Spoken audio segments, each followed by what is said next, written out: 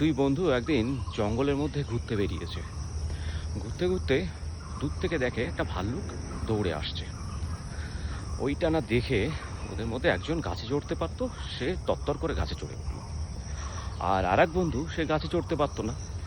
সে বেচারা কি করবে, নিচে ভয়ে গুটিসুটি মেরে চুপচাপ শুয়ে পড়ল।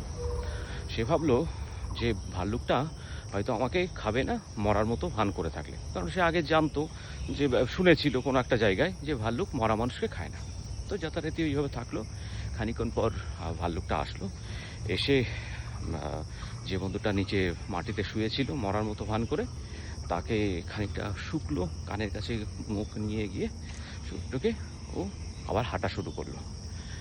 যাই হোক, খানিকক্ষণ বাদে গাছে চড়ে থাকা যে বন্ধু, সে ধীরে ধীরে নেমে আসলো। নেমে এসে বন্ধুকে জিজ্ঞাসা করলো, ভাল্লুকটা কি বলেছে তোমার কানে কানে?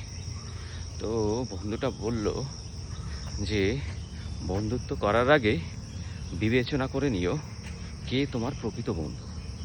তো এইসবের এই যে গল্পটা, এই গল্পটা আমি আমার নিজের মতো করে একটু বললাম। তো এর মধ্যে দিয়ে যে উপদেশটা উঠে আসছে, যে দেখো, জীবনে তুমি অনেক বন্ধু পাবে, অনেক তোমার শুভাকাঙ্ক্ষী পাবে, যারা তোমার সুখের দিনে খুব কাজে আসবে। তোমার যখন টাকা আছে, পয়সা আছে, বা তোমার কোনো রকম দুঃখ কষ্ট নেই, তাদের কোনো অভাব হবে না। কিন্তু সত্যিকারের বন্ধু সেই, যে তোমার দুঃসময়েও তোমার পাশে দাঁড়ায়, তোমাকে জ্ঞান দেয় বা তোমার হাত ধরে টেনে তোলে।